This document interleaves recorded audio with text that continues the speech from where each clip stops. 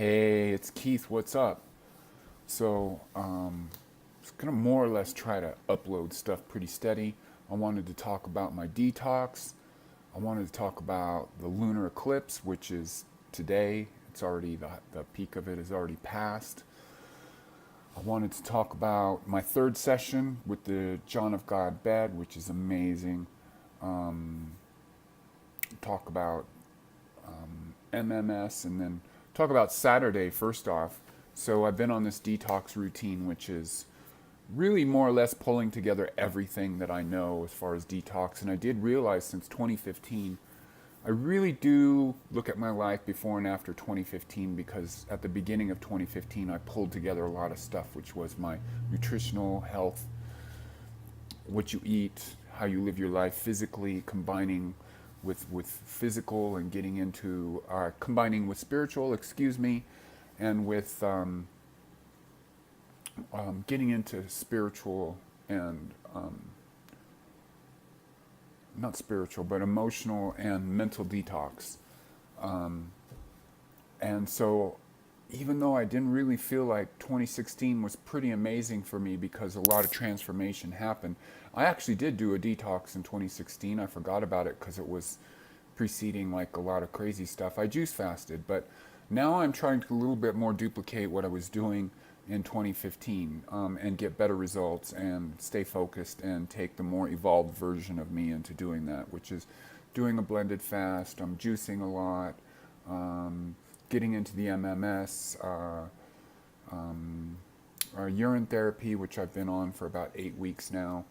Um, the MMS and the urine therapy, I'm doing videos specifically on those coming up. So that would have been one of these today, but I did want to report about the lunar eclipse and like what I'm getting out of it, and my John of God bed experience for the third time. So let's go to that, the John of God bed.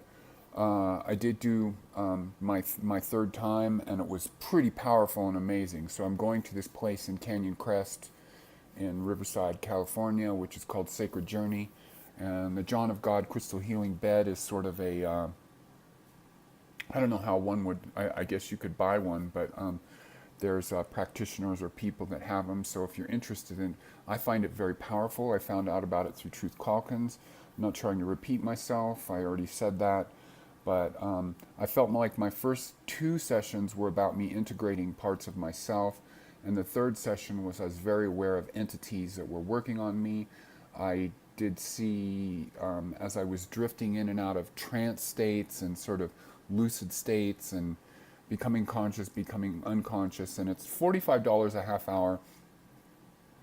I was wanting to do it once a week, so I'm only doing a half hour, and it's that kind of adds up. But I'm really into this extreme, and that's really where I'm at right now with like a lot of this lunar eclipse stuff is like just sort of getting into your whole like what you really are. And the one thing that I really love doing and the thing that I'm really into is just being super extreme with health, with wellness, with living an extraordinary life. So in the one thing that I distinctly remember in the John of God crystal bed healing session was a sort of very angry demon very quickly leaving me. So I'm feeling great. I'm feeling on top of the world. Let's go quickly to the tarot cards. Seven of Wands from the Voyager deck, which is courage. I am going to read that. It's pretty awesome. The courage, Seven of Wands. Courage represents the charioteer's spirit. The chariot is card number 7 in the major arcana, which is this like warrior sort of guy. That's on a chariot. That's all about like energy moving. And that's so where I am right now. It's so where I am. I'm just like, and where everybody is on their own level of just like moving forward, and everybody is all the time, in some way, even if they're just completely failing right now, then they're deteriorating away, and they will like move forward in their next life. So it's all good, and that's why I'm definitely on this program of all is meant to be and just being positive and happy. So, and trying to express that everywhere. Um, like the charioteer, have the courage to face your fears and face them down, for fear can kill your spirit. Have the courage to look at your inner demons and strike them down. Clearly look at your fears and they will dissipate in your light. They're the light of your awareness on your shadow side, and it is actually no longer dark. No, I didn't read that great. Throw the light of your awareness on your shadow side, and it is actually no longer dark. Have the courage to study your fears, and you will naturally be encouraged and have the fear, have the courage to act. Let's just stop right there because I'm not really reading that well. But yeah, for sure. Over time, I'm not afraid of fear. And the person who I'm closest to, Jason,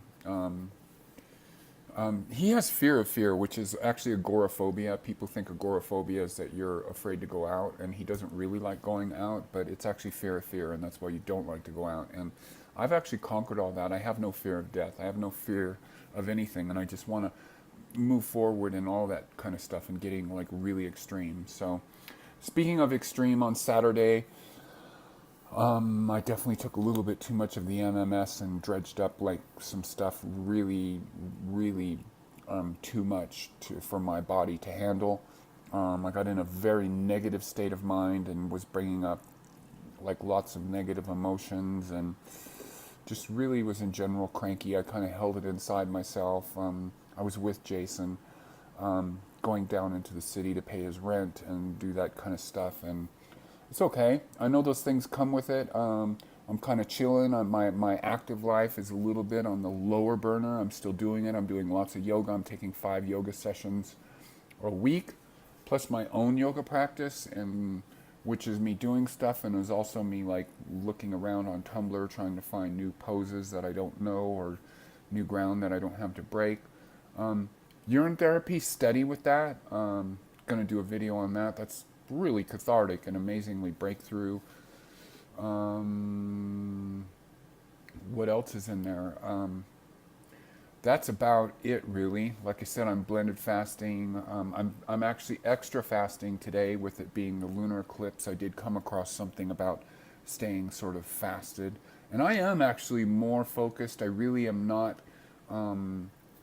like my meditations and stuff like that, not as strong when I have food in my belly. And I think that's in general, that's true of like, for me, for doing fitness things, for doing yoga, for all of that stuff, I prefer to be like fasted. Somebody asked me about intermittent fasting. I did that way before it was called intermittent fasting.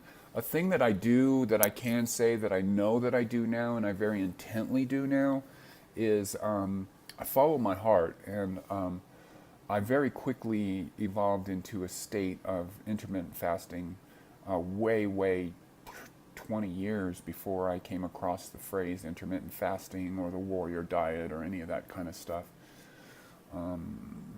Yeah. So, there's other tarot cards too. I've got the in the Rider Waite. I'm doing one card a day.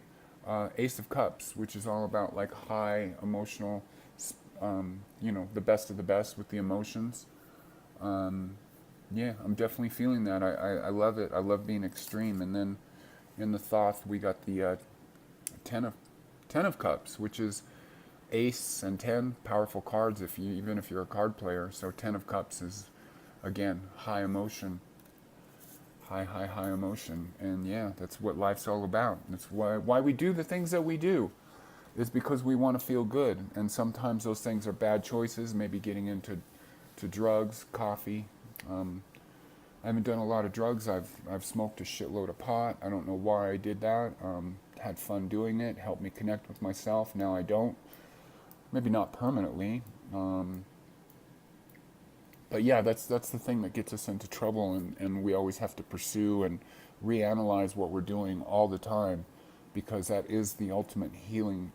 Human experience is feeling, and we want to feel good, and sometimes we can maybe experience a relationship or sexual activity or something to do with food that makes us feel good, and then we keep trying to repeat that, and then we've sort of lost that. Wow. So a short video. Oh, so I woke up yesterday, yesterday, after having the shit day on Saturday.